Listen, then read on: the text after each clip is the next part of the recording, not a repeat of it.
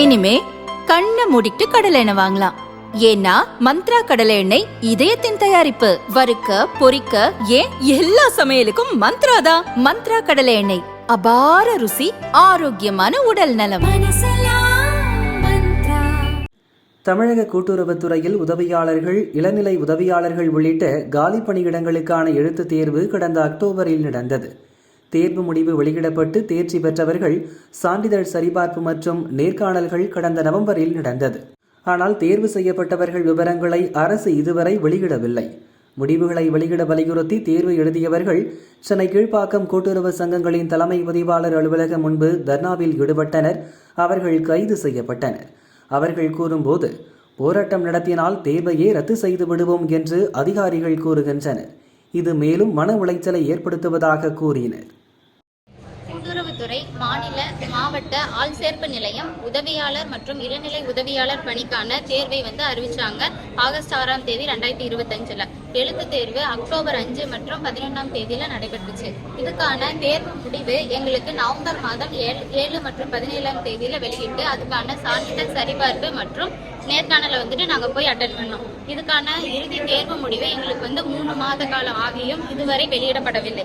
இதனால மாணவர்களாகிய தேர்வர்களாகிய நாங்கள் மிகுந்த மன உளைச்சலுக்கு ஆளாகி இருக்கோம். இதுக்கு காரணம் என்னன்னு கேட்டா, நீதிமன்ற வழக்கு நிலுவையில் இருக்கு அப்படின்னு சொல்றாங்க.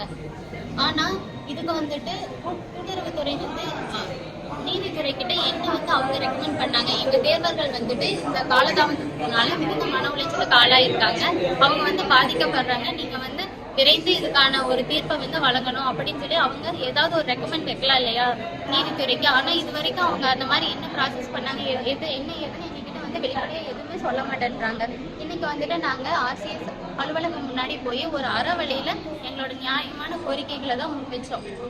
ஆனா நாங்க உயர் அதிகாரியை போய் சந்திக்கும் போது அவங்க எங்ககிட்ட என்ன சொல்றாங்கன்னா, நீங்க இந்த மாதிரி எல்லாம் போராட்டம் பண்ணக்கூடாது, பண்ணா நாங்க எக்ஸாம் கேன்சல் பண்ணுவோம்னு சொல்றாங்க. இது எங்களுக்கு இன்னும் ஒரு பயத்தையும் ஒரு மன உளைச்சலையும் ஏற்படுத்துது. அப்ப எங்களுக்கான நீதி எப்ப கிடைக்கும்? இதுக்கு நீங்க தான் பதில் சொல்லணும். இதனால பல குடும்பங்களோ பல தேர்வர்களோ நிறைய இளைஞர்களும் மிகுந்த பாதிப்புக்கு உள்ளாயிருக்காங்க. எங்களுக்கான நேர்மையான நீதி வழங்கப்படணும்.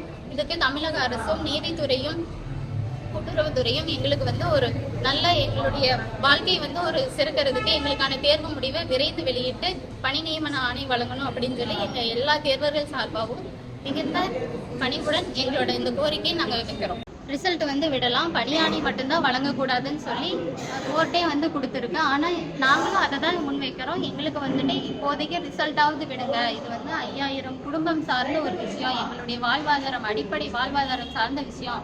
இதில் எங்களுக்கு இந்த மாதிரி எங்களை நடத்துறது எங்களுக்கு மிகுந்த மன உளைச்சலுக்குள்ளாகுது. எங்களுக்கு நிரந்தரமான ஒரு தீர்வு வேணும், எங்களுக்கு ரிசல்ட் வேணும். அதை உடனே வெளியிடுறதுக்கு தேவையான அனைத்து நடவடிக்கையும் நீங்கள் எடுக்கணும்னு சொல்லி எங்கள் எல்லா சார்பாகவும் உங்ககிட்ட நாங்கள் வேண்டி கேட்டுக்கிறோம்.